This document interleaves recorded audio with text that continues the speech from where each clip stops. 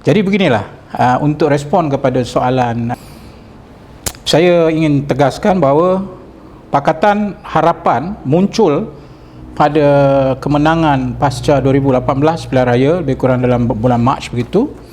Kemenangan itu satu kejutan kepada kelompok tertentu. Dan dengan kemenangan itu, mereka cuba membawa satu naratif bahawa kita ni, Kerajaan Pakatan Harapan ni, tak jaga Islam. Kerajaan Pakatan Harapan ini tak membela orang Islam Melayu. Mereka ini adalah kuda tunggangan DAP.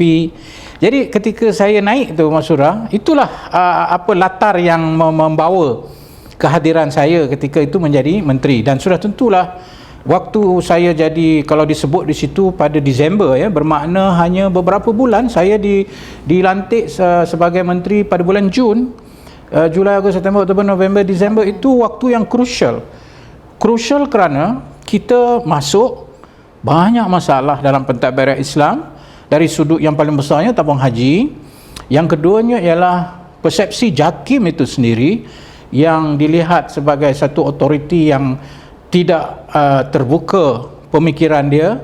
Maka bayangkan ketika itu, Mas Surah, saya terpaksa hadapi realiti itu, dan mungkin saya menjadi tidak popular kerana cuba membetuli keadaan. Dan pada waktu yang sama, kita sudah pun waktu itu mula memperkenalkan dasar negara ataupun rahmatan lil alamin itu, sesuatu yang mungkin belum dapat dihadam lagi oleh orang ramai, dan juga dalam pentadbiran Islam itu sendiri.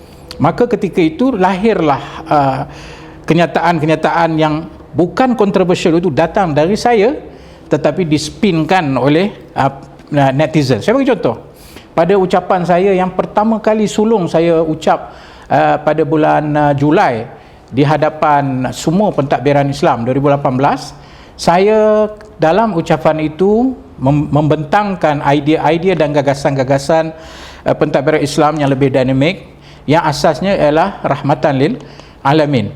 Nah, disitulah mulanya ungkapan, kalau Mas Surah masih ingat, apa dia? Ni menteri semua agama. Itu ungkapan dia. Mujahid ni menteri semua agama.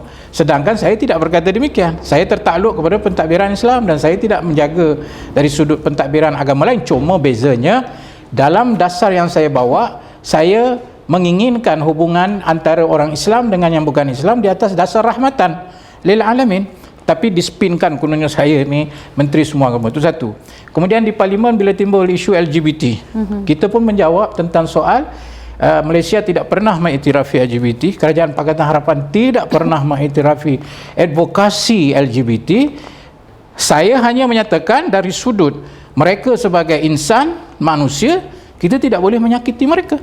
Kita tidak boleh menginjak-injak mereka di atas nama kononnya mereka ini LGBT. Adapun mempertahankan, memperjuangkan hak LGBT, awal-awal kita menafikannya dengan sekeras-kerasnya.